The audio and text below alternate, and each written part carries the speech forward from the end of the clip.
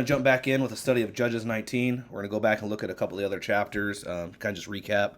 We started a few chapters ago, Samson, who had a gift from God and a calling from God, and he used it for himself and led into a lot of trouble and actually ended tragically, fulfilling his mission, yes, but he lived a life just full of adversity and stuff he put on himself because of that. Then you jump into the next chapter with Micah, who stole from his mom and then got rewarded for it. And with that reward, he created a false religion, even putting a Levite as his priest and kind of establishing it. Then after that, the Danites came through, and instead of waiting for God to come into their inheritance that they were promised, they decided to take their own inheritance and slaughtered an innocent village that was just unexpected and innocent. And they actually went to Micah's house and stole his idol and all the stuff he made and made their own religion, and they worshipped there all the way till the days of captivity. If you hear my son crying in the background, he's just a little fussy, so just bear with me. Yeah, he liked that. But anyway, so now it kind of jumps into the last chapter, which went over with the Danites getting their own land by taking it from somebody. And this one starts off kind of in the same. In those days, Israel had no king. And what it's basically saying is Israel did what they want. That's what it repeated in the last chapter all the way till the end. In those days, Israel did as they saw fit. And this one, they have no king. It means they're not following God. They're really not obeying the commandments. They're really not working on anything they're supposed to be working on or following God the way they were supposed to. And that's kind of what happens when you turn away from things in a way too. I mean, kind of go off topic for a second. I'm a Lord of the Rings fan. I'm in the middle of reading the books, and if you go to Gandalf's character, he's a wizard, but they're the Maiar, which are basically like angels sent from their god in the story, which is Ella Iluvatar, and they're sent down on a mission to guide Middle Earth, and that's kind of nerdy. But Saruman, which is the white wizard, and you have the two blue wizards, Radagast the brown, Gandalf the gray. When they're sent their mission, they're not really supposed to interfere with man too much. But the more they get off their mission, the more they forget where they came from. They forget they're from this heavenly land sent to help man. They start to get entrapped with what's around them, what they're doing. And that's why Saruman got turned evil, because he kind of went after the power of the ring. The blue wizards got wrapped up into basically being worshipped by men and casting spells and being looked at as like leaders of like this movement. And then Radagast the brown got caught up in nature, and they all kind of forgot their original mission and just lived their own lives. The only one that stayed true to it was Gandalf, and that's why when he died, he came back as Gandalf the White. Weird, nerdy thing, but the point of it is like the more they turned away from their mission, the more they forgot, and they kind of just did what they wanted, and it led them astray, whether it was with nature, whether it was with alchemy and magic, or whether it was with just trying to rule the world through the power of the ring. So, and that's kind of like the way I see this happening here too, is they just do what they do fit, and the more they keep doing, they do what they see fit, and the more they keep doing that, the further and further they get away from God. In this chapter, and honestly, the next three chapters of this one, 20 and 21, are really horrible chapters, and it goes over to something bizarre, but let's jump into it.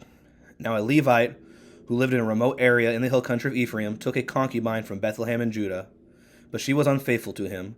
She left him and went back to her parents' home in Bethlehem, Judah. After she had been there for 4 months, her husband went to her to persuade her to return. He had with him his servant and 2 donkeys. She took him into her parents' home, and when her father saw him, he gladly welcomed him in. His father-in-law, the woman's father, prevailed on him to stay, so he remained with him 3 days, eating, drinking, and sleeping there. The whole idea of a concubine was never something in God's original plan. If you go back to Genesis, the first person who had 2 wives was Lamech, I believe his name was. And it was different. It's like Lamech had 2 wives. He took 2 wives, and he did a lot of things. But Lamech's people were of Cain's lineage, and Cain's lineage were people living outside of God. So they started making their own rules, and Lamech took 2 wives. And that was the first time we ever saw that type of relationship in the Bible, which was against the intention when God commanded, a husband should marry the wife and leave his home, and, the wife should be with her husband, and they should become one flesh. It kind of deviated from that. In Israel's culture, this isn't God stamping approval on this. This is just showing what their mindset ended up doing, and they ended up taking concubines, which a concubine was kind of like a fill-in wife. So if your first wife couldn't have babies, you were able to take a second wife to then have an heir with. So it's like a second-class wife. They didn't really have the same rights and privileges as a wife. Wasn't the best lifestyle, but in that time they liked purity, and if their daughters weren't pure by their standards, they would have less value to the men.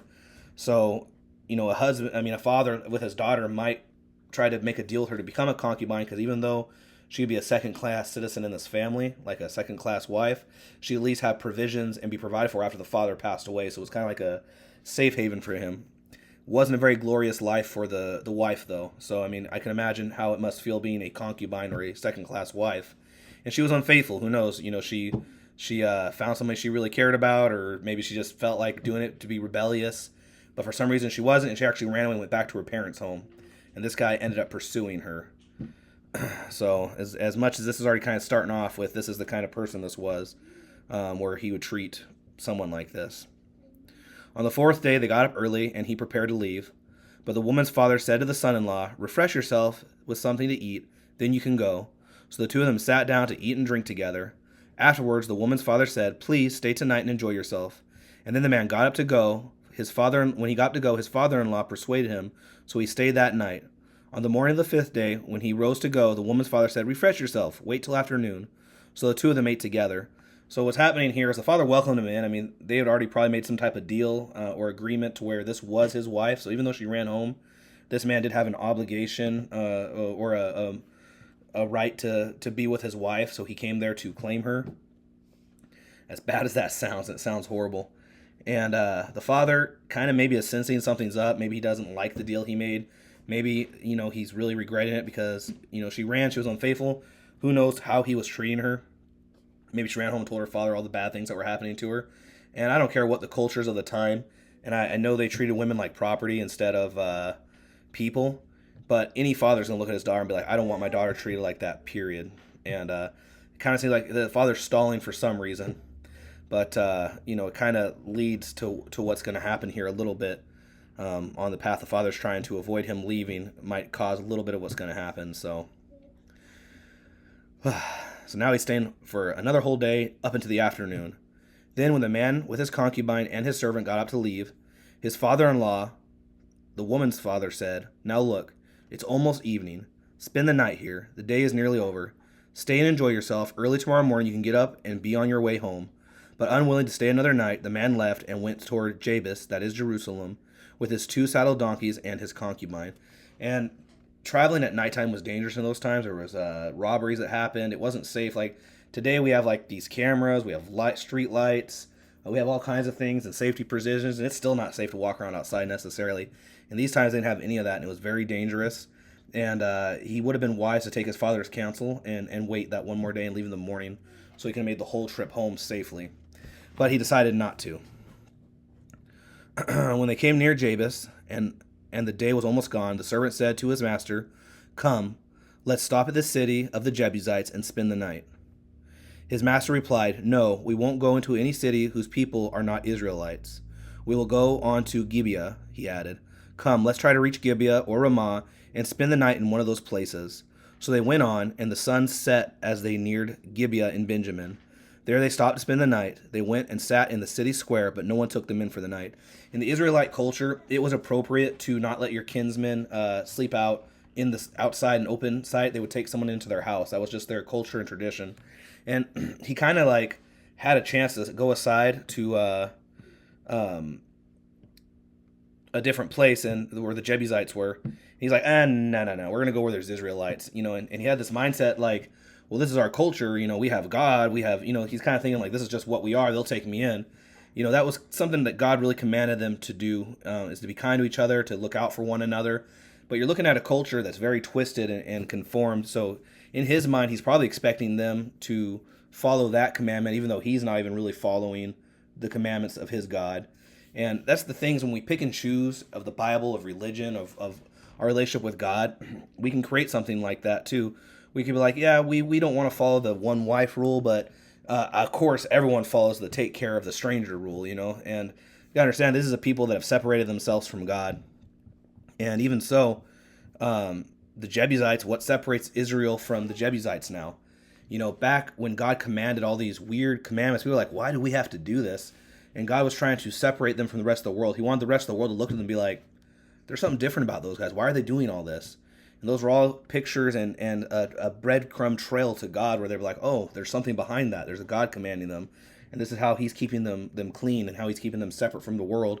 Like even not eating pork. I mean, there's theories out there where eating pork at the time was dangerous because the way you cooked it, you get worms and all kinds of stuff. So when God commanded his people not to eat certain animals, those animals weren't really necessarily safe to eat because the way people cooked them back then.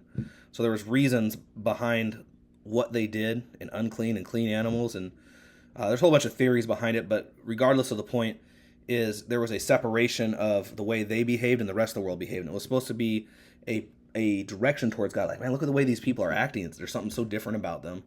But with the way Israel behaved, it came off like these people think they're better than us. They act like they're better than us, but they do the exact same things as us. And even worse, and in this case, worse. So he just says, we're not going to the Jebusites. We're going to go where the Israelites are, our people, and we're going to sit up with them. But when he gets there, he gets in the town square, and he sits there waiting for someone to be like, hey, come stay with us, stranger. But nobody does. So then that evening, so he's sitting there all day till the evening, until now night comes. The evening, an old man from the hill country of Ephraim, who was living in Gibeah, the inhabitants of the place were Benjamites, came in from his work in the fields. When he looked and saw the traveler square, the old man asked, where are you going, and where did you come from? He answered, we are on our way from Bethlehem in Judah to a remote area in the hill country of Ephraim where I live. I have been in Bethlehem in Judah, and now I am going to the house of the Lord. No one has taken me in for the night. We have both straw and fodder for our donkeys, and bread and wine for ourselves, your servants. Me, the woman, and the young man with us. We don't need anything. So he's like, look, we just need somewhere to camp up for the night. We don't need anything. If you have a barn or something, we'll stay there. And the old man says, well, you're welcome at my house, the old man said. Let me supply whatever you need, only don't spend the night in the square. So he took them into the house and fed his donkeys. After he had washed their feet, they had something to eat and drink. After they had washed their feet, they had something to eat and drink. So this old man kind of has something to him where he's kind of following the old code of the way they're supposed to be living. But he also says something there. He's like, don't spend the night in the square, because he knows there's a danger associated behind it. And so he brings them in like he's supposed to. But I guess the whole town hears about this, because while they were enjoying themselves, some of the wicked men in the city surrounded the house. Pounding on the door, they shouted at the old man who owned the house, bring out the man who came to your house so that we can have with him.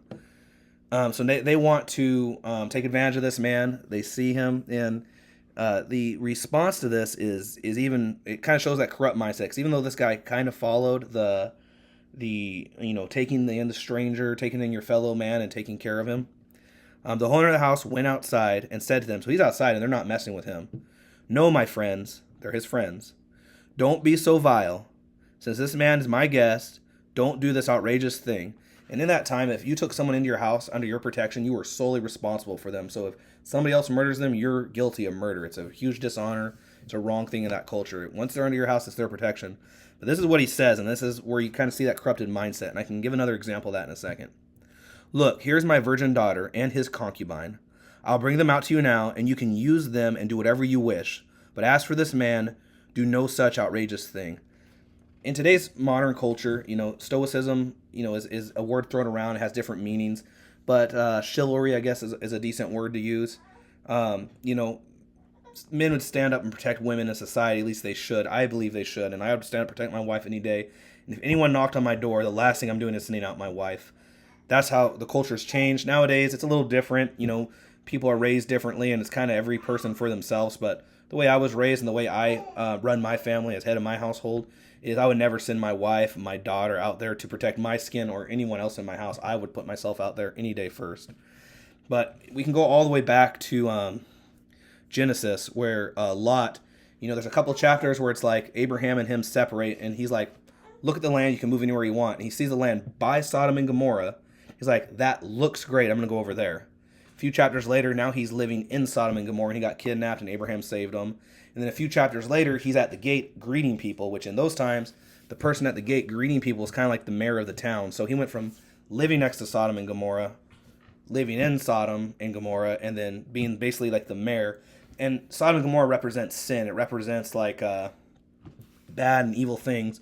The way, the practices they were doing, the things they were doing to each other, people that came in, just the way they lived their lives. And it's like symbolic. He saw it. It looked decent next to it, so he went next. We got really close. Then he kind of moved into it. Then he was the mayor of it. It just shows you the compromise. He went moving into sin. take the idea of cities away, and just the idea of this looks enticing, so you get close to it. Then you're like, well, I can dip my feet, and you start down. Then it owns your life, and you're like it's the mayor of you almost, and you're living that light. And when the same thing happened with Lot, when people came to his house and were like, bring out those men so we can violate them. He's like, no, no, no, no, take my daughters, don't take them, don't hurt them. I don't, I've been to Bible study groups, and some people are like, well, that was just how faithful Lot was. He was willing to sacrifice his daughters for these men of God. I don't follow that mindset. I don't think that was a good thing at all.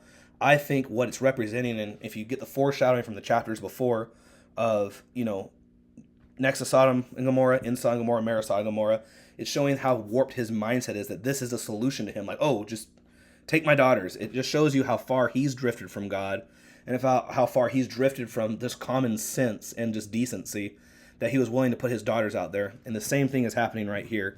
This man does have some type of connection with God, it appears, because he does take this man into his home. He does try to defend him. He does, feed his donkeys and have him wash his feet and all that kind of stuff. But then it comes to the same situation, and he even refers to the guys, no, my friends. He knows these people. He lives around these people. He knew their intentions. He said, hey, don't sleep in the city because this is what they're going to do to you.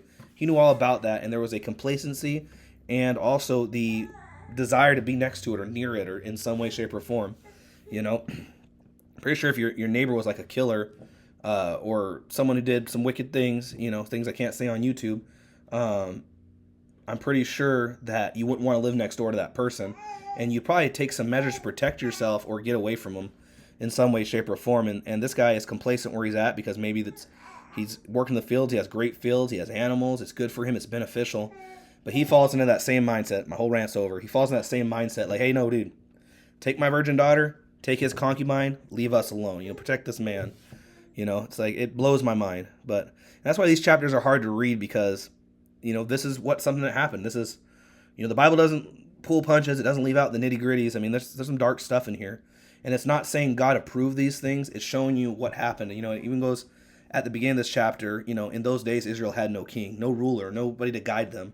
The last chapter, it said, Israel saw what they did fit. Israel saw what they did fit in their own eyes. So, crazy. But the men would not listen to them. So the man took his concubine and sent her outside to them. And they did what they did and abused her throughout the night. And at dawn, they let her go. At daybreak, the woman went back to the house where her master was staying, fell down at the door, and lay there until daylight. So there's some translations, and I think I'm in the NIV, if I remember. There's some translations say he forced her outside. So, I mean, he's grabbing her by the arms, get out there, and closing the door, and like they're, running off with her and doing what they did. And they did it throughout the night. This is so horrific. And at dawn, they let her go. She came all the way back to the house and laid there till daylight. So, like, he wasn't even waiting at the door for this woman. He wasn't like, there was no care from him. Like, that's his whole second-class wife thing, and that's so bad. And this is why God commanded, like, one man, one wife, because you're not supposed to treat people like this. You're not supposed to treat people in a way that this can happen to them, and this isn't okay. It's just, and his care is like, she laid there until daylight. I mean, he wasn't even watching out for her. He's probably sleeping comfortably in his bed, safe as can be, or curled up in a corner, scared to go to the door because he's afraid something might happen to him. Either way, this guy is something else. And, in the next chapter we'll get into on the next video, he makes it even worse, but let's continue. When the master got up in the morning and opened the door of the house and stepped out to continue on his way, there lay his concubine, fallen in the doorway of his house, with her hands on the threshold. He said to her, get up, let's go. But there was no answer. The man put her on his donkey and set out for home. So she died. That's what it is. And his response, cold, callous, get up, let's go. And I think, you imagine him opening the door and he's stepping over her like, come on, get your hands off the doorway. What's going on here? Get up, let's go. We got to get out of here. We got to get home by now. And and that's the thing, when you get distant from that moral compass, when Israel got away from their moral compass, when they turned away from God, this was the mindset they fell into. These are the things that they did. And here's another dark part. When he reached home, he took out a knife, cut up his concubine limb by limb into 12 parts, and sent them into all the areas of Israel. Everyone who saw it was saying to one another, such a thing has never been seen or done, not since the day of the Israelites came out of the Egypt. Just imagine, we must do something, so speak up. Now we can go back and actually go forward into when Saul gets anointed the king. He cuts up his cattle and sends their parts to all of Israel and says, gather for war, or this is what's gonna happen if you don't gather for war.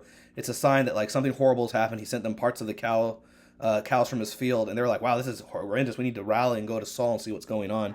This is kind of what he did, except he did it with a human. Cut up in pieces, and each one of her limbs there, so one place is receiving an arm, one place is receiving a leg. Like, whoa, this is a human body part. Something horrible has happened. And there's a note saying, hey, come, something has happened. So they want to go find out what's going on. And I'm going to read a little bit into the next chapter because it is important. We'll reread it in the next video too, but it's something I want to touch base on as well. So in 20, then all of Israel from Dan to Beersheba, from the land of Gilead, came together as one and assembled before the Lord in Mizpah. The leaders of all the people of the tribes of Israel took their places in the assembly of God's people, 400,000 men armed with swords. The Benjamites heard that Israel had gone up against Mizpah. Then the Israelites said, tell us how this awful thing happened. So the Levite, the husband of the murdered woman, said, I and my concubine came to Gibeah in Benjamin to spend the night.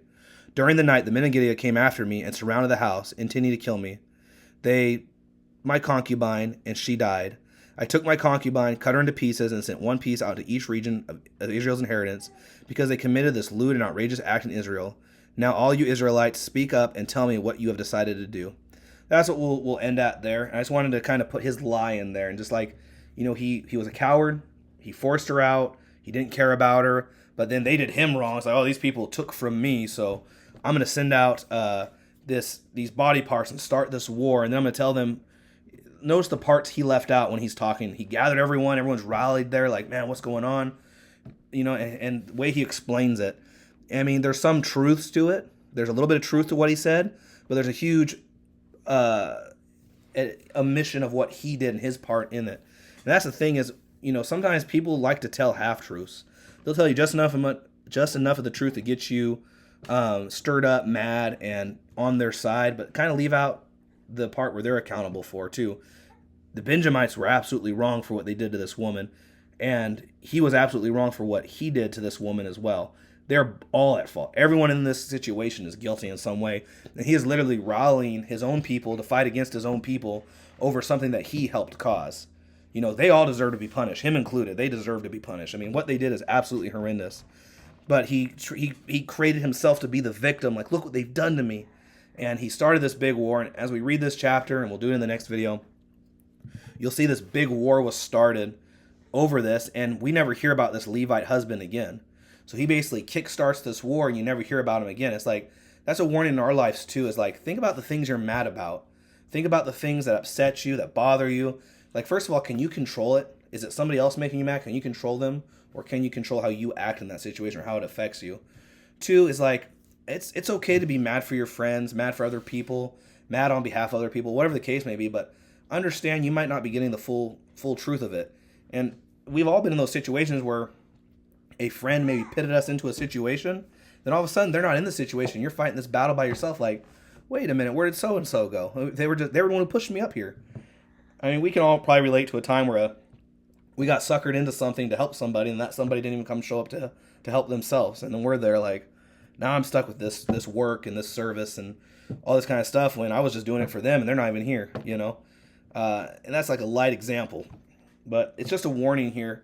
Without your moral compass, when you try to figure things out on your own, that's the kind of thing that happens. This guy's not thinking about his people. He's not thinking about his new wife. He's just thinking about somebody did him dirty. I can stir up the pot. I can get these people going. And he starts this huge war over his lie, his cowardice, and he's never mentioned again at all. So these chapters get me heated up. I get really frustrated when I read them. And there's more parts like this in the Bible that can really just frustrate you. But there's also a lot to draw out of there and learn from. So this chapter's over, and I already kind of jumped into some of the next one, but do a quick prayer and end the video. So, Father God, we come to you and just want to say thank you, Lord, for what you do for us. Thank you for always guiding us and being our moral compass, Lord. Help us not be led astray, Lord. Keep us on the straight path and keep us moving forward, Lord. When we start to get away, guide us back gently, softly, and if need be, sternly. Lord, sometimes we need it, and we just need to keep our focus on you. We thank you so much for your Son, Jesus Christ, the sacrifice on the cross, and all that you've done for us. Lord, we pray this all in Jesus Christ's name. Amen. All right, everyone take it easy and have a great night.